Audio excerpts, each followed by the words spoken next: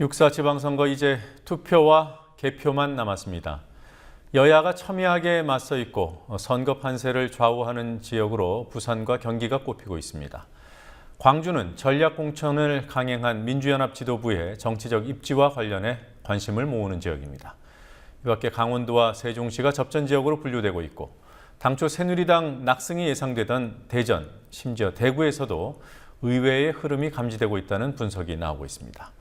지방선거 D-1, 각 당에서는 접전 지역 판세를 어떻게 보고 있는지 알아보도록 하겠습니다. 국회 나가 있는 중계 카메라 연결합니다. 김희주 PD. 자, 지역별 판세 얘기를 하기 전에요. 각 당에서 전체 판세를 어떻게 보고 있는지 알아보죠. 중앙당 선대위에서는 뭐라고 하던가요? 여야 모두 장담을 못한다며 섣불리 판세를 읽어내지 못하고 있습니다. 어려운 상황이라는 엄살 전략을 통해 지지층의 결집을 호소하고 있습니다. 새누리당은 부산을 제외한 영남과 제주도를, 새정치민주연합은 전통적인 우세 지역을 제외하고는 서울 정도만 안심할 수 있다는 분위기입니다. 여야 모두 숨은 표인 잠재적 지지층을 어떻게 투표장으로 끌어낼 것인지 마지막까지 고심 중인 모습입니다. 유권자 비율이 가장 높은 데다 아직까지 표심을 드러내지 않고 있는 40대가 어디에 투표하느냐에 따라 선거의 향방이 결정될 것으로 보입니다. 자, 김희주 PD, 경기 지역 판세 각 당에서 어떻게 보고 있는지 설명해 주십시오. 네, 여야 모두 경기도를 초접전 지역으로 보고 있습니다. 선거 승리의 포인트를 수도권으로 보고 있는 만큼 경기지사 선거에 총력을 다하는 모습인데요. 세월호 참사로 적극적 투표층으로 돌아선 40대 앵그리맘의 표심이 경기지사 선거의 승패를 결정할 것으로 보입니다. 네. 자, 그리고 부산에서 만약에 새누리당이 패한다면 그 정치적 타격이 간단치 않을 것 같아요. 새누리당은 이곳 판세를 어떻게 판단하고 있습니까? 새누리당은 부산을 경합을 벌이고 있는 지역으로 꼽았습니다. 새누리당은 텃밭이라 할 수 있던 부산에서 무소속 후보와 경합을 벌이고 있는 만큼 놓쳐서는 안 될 지역이 됐습니다. 민주연합은 부산을 격정적인 정치 움직임을 보이고 있는 지역이라며 긍정적인 지표를 가지고 있어 기대를 건다는 입장입니다. 자, 그리고 부산 얘기가 나왔으니 한 가지 더 짚어보도록 하겠습니다. 서병수 후보 측에서 박근혜 대통령 사진을 대거 유세 현장에 투입했습니다. 선거 중립 의무가 있는 대통령을 이렇게 선거에 활용해도 되냐는 비판이 있던데요. 야권 그리고 선관위에서는 어떤 입장입니까? 한정혜 민주연합 대변인은 선거 중립을 지켜야 할 대통령을 끌어들인 명백한 불법이라며 청와대가 방관한다면 대통령의 선거 중립 의지가 의심된다고 말했습니다. 문재인 의원도 관권 선거가 아니냐고 의문을 제기했는데요.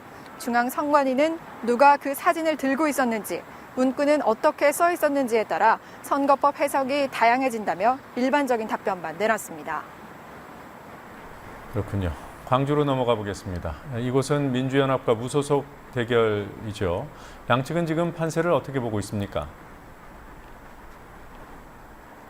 민주연합은 광주가 당의 전략공천에 호응하고 움직이기 시작했다고 분석했습니다.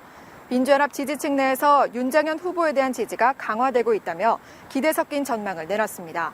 반면 무소속 강훈태 후보는 자체 분석 결과 본인이 우세를 보이고 있다며 이는 전체적인 판세를 반영하고 있다는 입장입니다. 강원도의 판세도 백중세라는 보도가 많아지고 있어요. 중앙당에서도 그렇게 보고 있는 겁니까? 새누리당은 강원도를 경합 지역이라고 분석은 했지만 짐짓 기대는 하는 모습입니다. 지역 내에서 최용집 후보의 지지세가 높고 강원 지역의 9명의 국회의원이 모두 새누리당이기 때문입니다. 민주연합 역시 접전이라고 봤지만 새누리당에 미세하게 뒤처지고 있다는 말을 덧붙였습니다. 네. 새누리당의 심장부인 대구 상황이 심상치 않다 이런 평가도 있더군요. 물론 주로 보수 쪽에서 나오는 분석이라서 지지층을 향한 동료 차원이 아니겠는가 이렇게 볼 수 있을 텐데 실제로는 어떤 것 같습니까?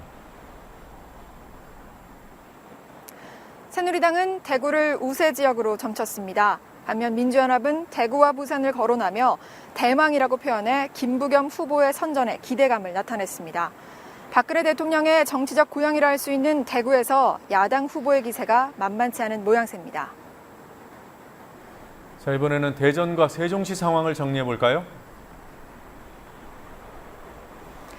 대전은 새누리당 우세 지역에서 최근 경합 지역으로 분류된 곳입니다. 새누리당은 유리하거나 비슷하다고 보는 반면 민주연합은 기대할 수 있는 완만한 긍정적 흐름이 유지되는 지역으로 대전을 보고 있습니다. 세종시는 여야 모두 접전 지역으로 분류됐습니다. 각 당이 내놓는 판세라는 것이 앞서가던 곳일 경우에는 경합이나 열세라고 해서 자만을 경계하고 또 열세로 분류되던 곳일 경우 백중우세라고 해서 가능성이 크다고 독려하는 그런 차원이 아닌가 싶어요. 자, 끝으로 오늘 여야 지도부 어떻게 움직였습니까? 새누리당 지도부는 먼저 무소속 바람이 불고 있는 부산을 시작으로 박근혜 정부에 기회를 달라고 호소했습니다. 이어서 대구와 대전을 찾았고 어제에 이어 경기도를 찾아 남경필 후보자 지원 유세에 막판 총력을 다했습니다.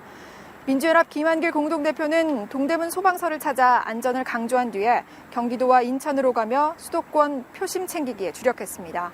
안철수 공동대표는 경합을 벌이고 있는 강원도에서 일정을 시작한 뒤에 서울로 돌아와 마지막 유세전에 나섰습니다. 민주연합의 두 지도부는 세월호 합동 분향소를 찾아서 세월호 심판론을 강조할 예정입니다. 지금까지 국회에서 국민TV 뉴스 김희주입니다.